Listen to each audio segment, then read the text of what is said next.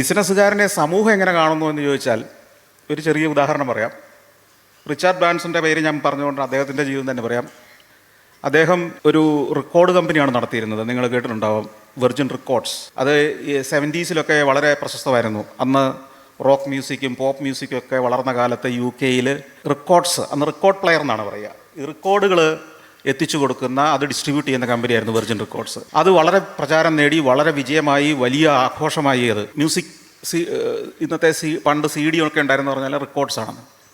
അതിനുശേഷം അദ്ദേഹം ഒരു ദിവസം ഇനി എങ്ങോട്ട് ബിസിനസ് വിപുലീകരിക്കണം, വലിയ അംബീഷൻസാണ് അദ്ദേഹത്തിന് ഇതേപോലെ തന്നെ. അപ്പോൾ അദ്ദേഹം ഒരു ദിവസം പത്രത്തിലെ വാർത്ത വായിച്ചു, എയർലൈൻ ഇൻഡസ്ട്രി വലിയ പ്രതിസന്ധിയിലാണ്. ഓയിൽ പ്രൈസ് കൂടി, ഗൾഫിലെ ചില യുദ്ധ സാഹചര്യങ്ങൾ ഉരുണ്ടുകൂടി, ഇറാൻ യുദ്ധം ആരംഭിച്ചു, വലിയ പ്രതിസന്ധിയിലായി. അതോടെ എയർലൈൻ ഇൻഡസ്ട്രി വലിയ പ്രതിസന്ധിയിലാവുന്നു. അപ്പോൾ ബോയിങ് കമ്പനി നിർമ്മിച്ച പല ഓർഡർ അനുസരിച്ച് നിർമ്മിച്ച പല വിമാനങ്ങളും മൂവ് ചെയ്യുന്നില്ല, എയർലൈനുകൾ അത് ഏറ്റെടുക്കുന്നില്ല, വാങ്ങുന്നില്ല, ഉണ്ടാക്കി യാർഡിൽ കിടക്കുകയാണ്. ഈ വാർത്ത വായിച്ച ഉടനെ തന്നെ ഈ മനുഷ്യൻ്റെ തലയ്ക്കകത്ത് ഒരാശയം കത്തി. ഇയാൾ അപ്പോൾ തന്നെ, എന്താണ് സായിപ്പിൻ്റെ ബിസിനസ്സിൻ്റെ രീതി എന്നുള്ളതിൻ്റെ ഏറ്റവും നല്ല ഉദാഹരണമാണ്. അദ്ദേഹം ബോയിങ്ങിൻ്റെ UK പ്രതിനിധിയുടെ ഫോൺ നമ്പർ കണ്ടുപിടിച്ച് അദ്ദേഹത്തെ വിളിക്കുന്നു. എന്നിട്ട് അദ്ദേഹത്തോട് പറയുന്നു, ഞാൻ ഇന്നയാളാണ്, എനിക്ക് ഒരു എയർലൈൻ ആരംഭിക്കാൻ ആഗ്രഹമുണ്ട്. നിങ്ങളുടെ നിർമ്മിച്ച വിമാനങ്ങൾ പലതും നിങ്ങളുടെ യാർഡിൽ ആരും ഏറ്റെടുക്കാനില്ലാതെ കിടക്കുന്നതായ വാർത്ത ഇന്ന് ഞാൻ കണ്ടു, ഇന്ന പത്രത്തിലുണ്ട്. എനിക്കതിലെ ഒരു വിമാനം നിങ്ങളെനിക്ക് വാടകയ്ക്ക് തന്നാൽ ഞാൻ എല്ലാ മാസവും അതിനൊരു 3 വർഷമോ 4 വർഷത്തെ സമയം കൊണ്ട് ഞാൻ അതിൻ്റെ പൈസ അടച്ചു തീർക്കാം, ഇൻസ്റ്റാൾമെൻ്റ് ആയിട്ട് എനിക്ക് തരിക. അപ്പോൾ ഈ ഫോൺ എടുത്തയാൾ പറഞ്ഞു, ശരി ആയിക്കോട്ടെ എന്നൊക്കെ പറഞ്ഞ് ഫോൺ വെച്ചു. അതിൻ്റെ അർത്ഥം നമുക്കറിയാം, നടക്കാത്ത ഒരു സ്വപ്നത്തിന് വേണ്ടി നീ അധികം സംസാരിക്കേണ്ടതെന്നാണ്. 1 മണിക്കൂർ കഴിഞ്ഞ് ബ്രാൻസൺ വീണ്ടും വിളിക്കുന്നു.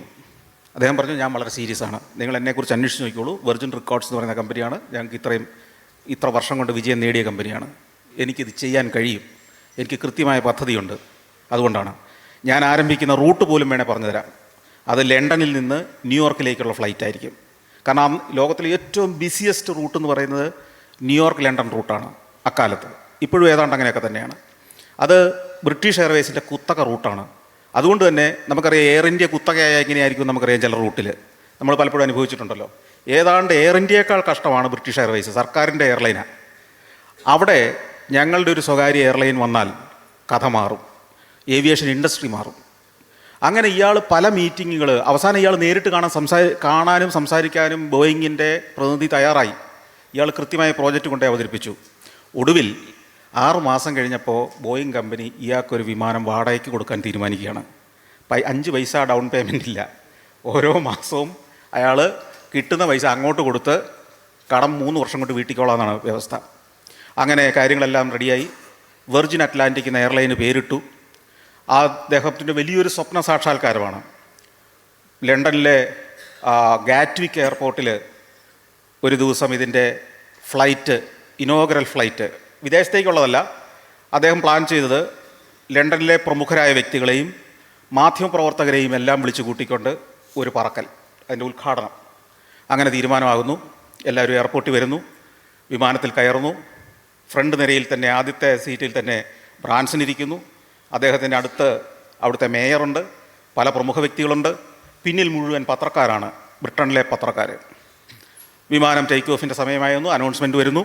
വിമാനം പയ്യെ ഉരുണ്ടു തുടങ്ങുന്നു, ഓടിത്തുടങ്ങുന്നു, റൺവേയിലേക്ക് കയറുന്നു, അതിവേഗം പാഞ്ഞു തുടങ്ങുന്നു.